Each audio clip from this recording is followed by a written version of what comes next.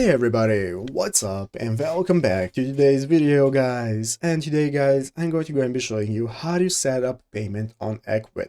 This is a very simple thing to do, so make sure to watch this quick and easy video to the very end, follow my steps correctly, so you can make sure this works the same for you and you can do this yourself. But yeah guys, let's get straight into it. So the first thing you want to do is to go ahead and open up the official Ecwid website right here at ecwid.com if you're not already. And after opening it up, you'll be greeted by this main page right here in the upper right corner. You can get started with logging into your account. If you do not already have an account, just go and create a new one. And after logging in successful, you'll be greeted by this home page right here, where at the left side of the screen you can find all the sections you can access, such as dashboard, sales, catalog, and so on.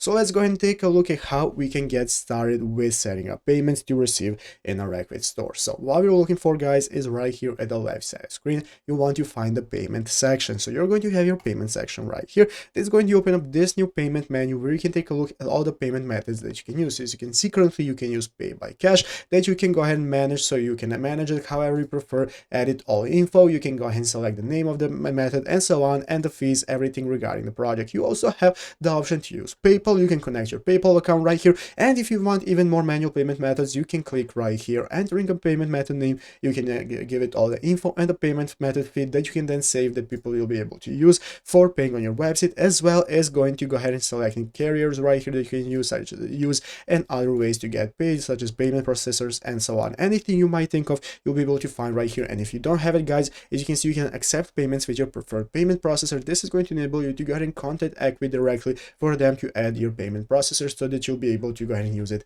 in your website. And it's easy as that. So I hope this video was helpful. If it was, make sure to leave a like, subscribe to the channel. So guys, thanks for watching, take care, and bye.